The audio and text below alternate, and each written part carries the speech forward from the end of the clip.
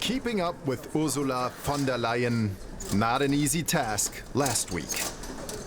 She was on the move constantly, meeting almost all the political groups of the EU Parliament. She needs to convince enough parliamentarians that she's the right woman for the Commission presidency, and that could be a problem, especially with the Social Democrats in the European Parliament. They've called her commitments too vague, and they dislike that von der Leyen wasn't even one of the lead candidates. Especially the German Social Democrats are up in arms. The members of the Social Democratic group in the European Parliament has not taken a final decision yet. I guess there are some that might still consider to vote for her, that need further questions, and others who are already clear that they won't. Including you? Including me. So von der Leyen needs to do the math. We'll give her a hand.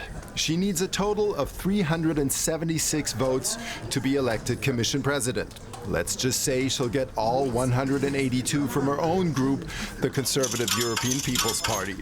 Now it gets dicey. The Liberals from Renew Europe, who have 108 seats, seemed rather positive but not completely convinced. We'll calculate with 70 votes. On to the Social Democrats. Lots of opposition, but also lots of support from the mighty Spanish delegation. There are 153 seats total. If she's lucky, von der Leyen might get 100. Finally, there are the conservative Eurosceptics from the ECR group. Seat total, 62. Realistically, she could expect 30 seats, maybe even more from them. And that would put her over the hump. To get those votes, von der Leyen has a twofold strategy. Number one, make sure the EU Parliament feels respected. The world is calling for Europe, more engagement of Europe. And therefore we must draw all our strength. I came here to work with Parliament, and I'm confident that we will work together. Number two, emphasize her European side. So now she's tweeting in German, English, and French. Nevertheless, it will be a close call. To succeed, von der Leyen will probably have to give the speech of her life right here in the European Parliament in Strasbourg.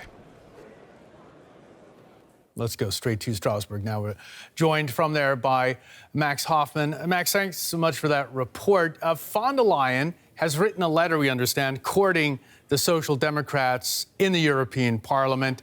What's her message to them? Looking at your report, it's going to be a very close vote.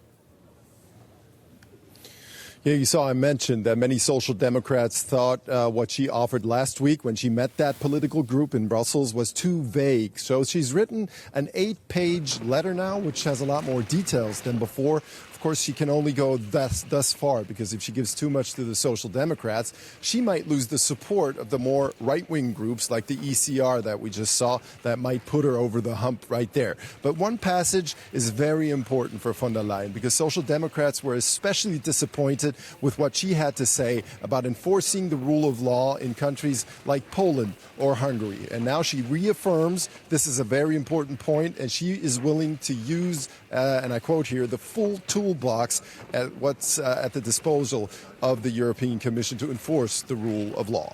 Okay, will that, along with everything else in the letter, be enough to convince the Social Democrats who are still on the fence to vote for her tomorrow?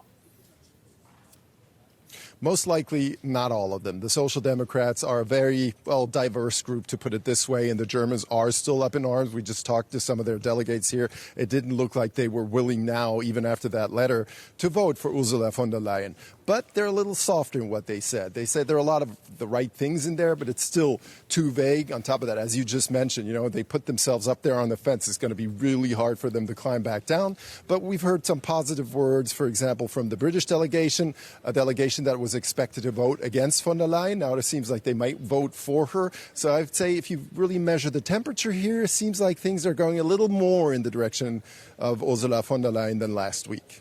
Okay, measuring the temperature is so very important on days like these. But what happens tomorrow if von der Leyen is not elected?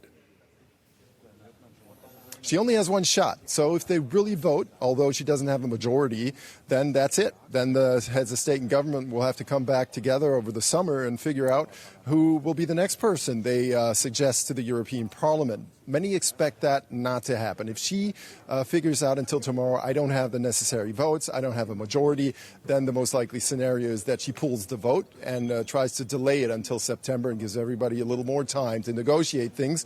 But that will also give more time to all the different factions to come up with different demands. So she's really hoping to make it on Tuesday. Okay, we'll see what happens then on Tuesday. For now, Max Hoffman, thanks so very much.